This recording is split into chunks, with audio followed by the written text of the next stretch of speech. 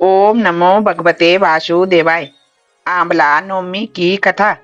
एक आंवलिया राजा था जो रोजाना 1.25 मन सोने का आंवला दान करके ही भोजन खाता था। एक दिन उसके बहू बेटे ने सोचा कि अगर इतना आंवला रोज दान करेंगे तो हमारा सारा धन नष्ट हो जाएगा। बेटा बाप से कहने लगा कि ऐसे तो सारा धन आप लुटवा दोगे, अब आंवला दान मत करना। राजा रानी दुख के मारे उजाड़ खेत में जाकर के बैठ गए। उन्हें वहां भूखे प्यासे बैठे हुए 7 दिन बीत गए। राजा आंवला दान नहीं कर सकता और बिना दान किए वह खाना कैसे खाए। तब भगवान ने सोचा कि अगर मैं इसका सत नहीं रखूंगा तो दुनिया में कोई मुझको नहीं मानेगा।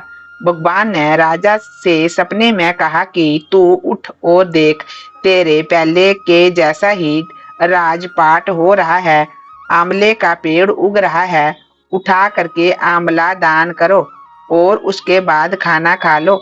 राजा रानी ने उठ करके देखा तो पहले जैसा ही ठाठ पाठ हो रहा है, सोने का आंवला हो रहा है। वे लोग रोजाना की तरह 1.25 मन सोने का आंवला दान करने लगे। वहां पर उसके बहू बेटे के साथ अन्नदाता से बैर पड़ गया। उनके पास खाने के लिए कुछ भी नहीं बचा। वह खाने के लिए भी तरसने लगे। आसपास के लोग कहने लगे कि जंगल में एक आंवलिया राजा रहते हैं, उनके पास चले जाओ, वह तुम्हारा दुख दूर कर देंगे। वे लोग वहां पहुंचे तो रानी ने उनको आते हुए अपने बहू बेटों को देखा तो अपने नौकरों को बुला करके कहा कि इनको काम पर रख लो, इनसे काम तो कम लेना परंतु मजदूरी ज्यादा देना।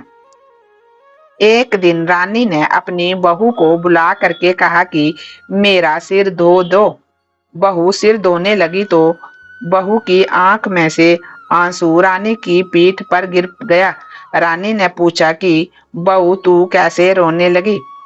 तो उसकी बहू बोली कि जैसे आपकी पीठ में मस्सा है ऐसे ही मेरी सास की पीठ में भी मस्सा था। वह भी 1.25 मन आंवला रोजाना दान करती थी। हमने उन्हें आंवला दान करने से मना कर दिया और घर से निकाल दिया। जब सास बोली कि हम ही तुम्हारे सास ससुर हैं, तुमने तो हमें निकाल दिया लेकिन भगवान ने हमारा सत्य रख लिया। हे भगवान, जैसा राजा रानी का सत्य रखा, उनको पहले की तरह जैसे ठाट बाट आंवले का पौधा दिया वैसे ही सबका रखना, हम सबका भी रखना, हमारे परिवार का भी रखना, सुनने वालों का भी रखना। ओम नमो भगवते वासुदेवाय। ओम नमो भगवते वासुदेवाय।